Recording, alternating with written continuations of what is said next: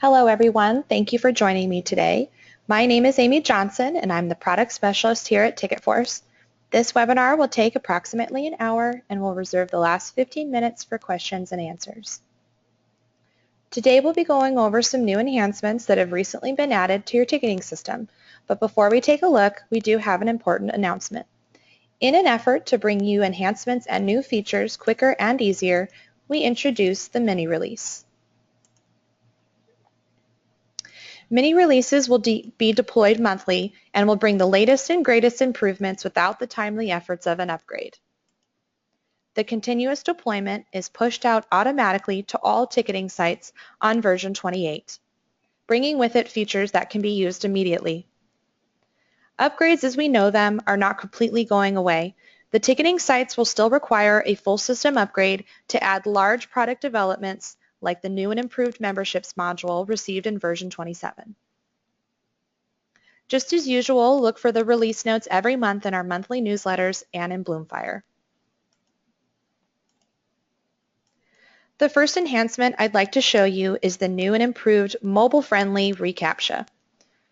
ReCAPTCHA has been working with new technologies to keep responsive design and mobile-friendly sites in mind. This new ReCAPTCHA uses the phrase, "I am not a robot," along with the checkbox you see here. All sites with ReCAPTCHA already enabled will automatically be updated to the new mobile-friendly version through our integration with ReCAPTCHA. In another move to create a more mobile-friendly experience, on the final page before confirming their order, online patrons are asked to acknowledge the terms of use and privacy policy of your organization. Also on that page is the option to include additional information such as no refunds, no exchanges, or all sales or final messaging. Previously, the checkbox to agree to the terms of use and privacy statement was below this message field, creating the risk of patrons never scrolling down to read important messaging before agreeing. To enhance the mobile experience for your patrons and to cut down on this risk, the message has been moved to above the checkbox, requiring patrons to scroll past the message before agreeing to your terms of use and privacy statement. This message is found in TicketForce System Configuration, System Messages, Confirmation Screen Message, and is a perfect place to put important aspects of your terms of use and refund and exchange information. In earlier versions of TicketForce, online patrons who forgot their password received an email with a password hint. Now, online patrons can reset the password all on their own, eliminating some of the risk of them needing to call the box office. In this enhancement, you can now edit the email sent to patrons who wish to reset their password.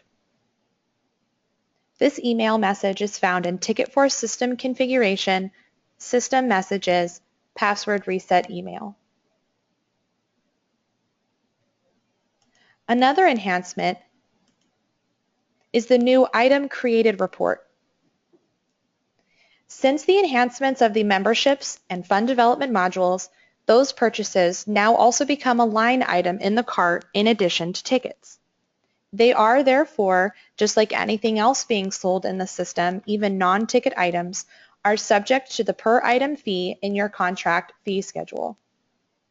To help audit billing and the usage of online and offline items, an Item Created report has been added to the System section of reporting. This report reflects all associated order information, particularly when the order was created and when and if they were canceled. Moving along, if a pricing code was activated in a performance, even if it had no sales or data associated with it, it was able to be deleted. This functionality has been removed, letting the user only deactivate rather than delete the discount code. This enhancement prevents deletion of a discount code once it's been enabled, because once the code has been deleted, the performance pricing can never be edited. Previous to this next enhancement, if you only wanted to merge a few patron files, saving the rest of the database until another time, you had to click Don't Merge for all of the files that you did not want to merge. creating quite a daunting task for just a few patron files. This also made room for error, and the user may possibly accidentally merge the wrong patrons together. The Don't Merge button is now defaulted to checked to reduce mistakes and allow for simple merging of a few patrons rather than having to look through the entire list at once. If you wish to only merge a few files on the list and address the rest at another time, all you need to do is uncheck the files that you wish to merge at that time.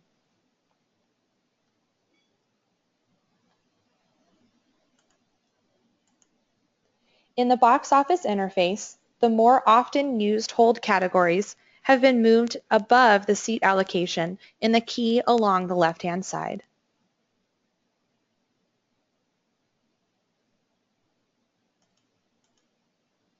For cleaner seat maps and reporting, the duplication of price category names in seat maps is now prevented.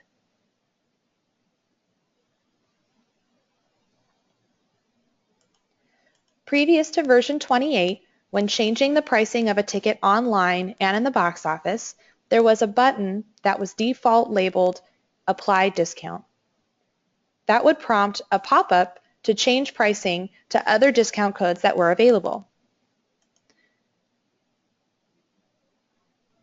With the release of version 28, the Apply Discount button and pop-up was replaced by a basket pricing change. This button is labeled by default Change Pricing. Much like the Apply Discount button, the button's label can now be changed in Apply Pricing Code button in Ticketforce System Configuration, Public Site Settings, System General, Settings for Shopping Basket and Checkout.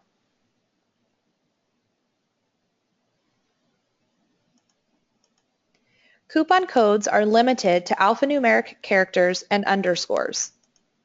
If a patron enters in a coupon code with a space, for example, ticket space force, when the coupon code is actually ticket force, one word, the system will now ignore the space and convert the coupon code to a correct format to validate.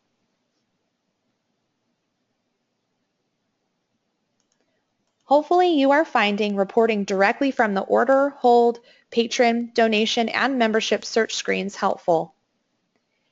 Details and ID numbers can be exported directly from the search screens based on your input that you enter into the search queries.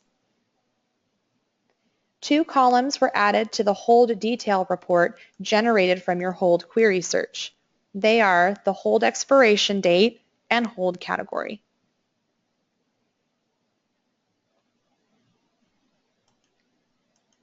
There is an XML feed coming from your ticketing site that may be used to populate another calendar on another site.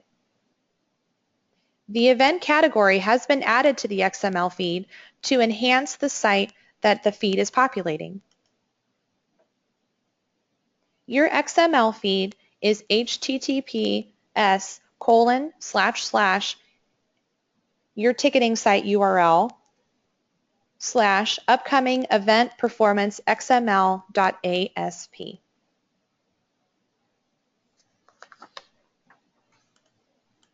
Performance listings have been modified to list only the event name if the event and performance name are the same. Clicking the event name will take the patron directly to the event landing page. If the performance name differs from the event name, a More Info link is added to the listing, which prompts a pop-up with the performance description.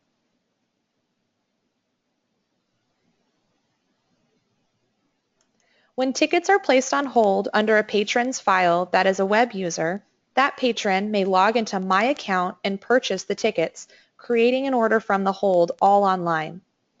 This new enhancement allows that function to be turned off in case, for example, wanting to hide this functionality until patrons have a chance to verify those are the seats that they want to purchase, or hiding the opportunity to purchase from a hold until a specified time.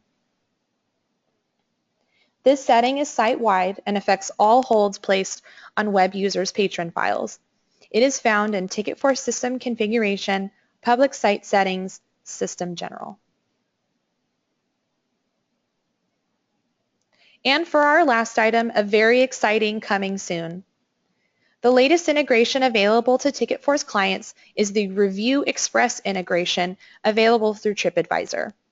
With this new partnership, you will be able to create and send emails directly to your patron database to encourage them to write reviews of your venue on TripAdvisor. Through the integration, patron data from your ticketing site is automatically fed and can be accessed. Also from there, you will be able to decide what triggers these emails to be sent, to whom, and when.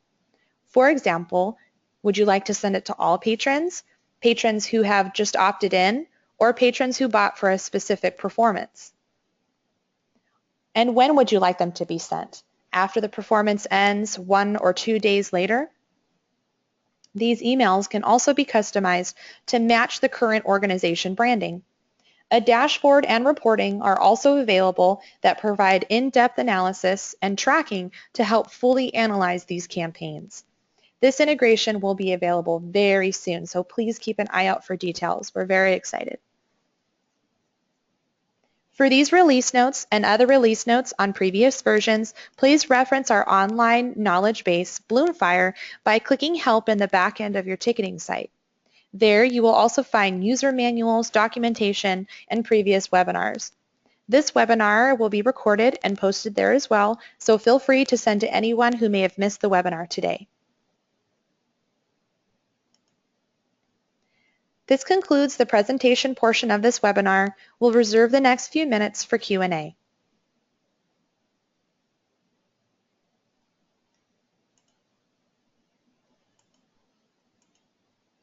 Thank you again for joining me today. If you guys have any other questions, please feel free to either contact me or your client services representative. I hope you enjoy the rest of your day, and we'll talk to everybody soon. Thanks.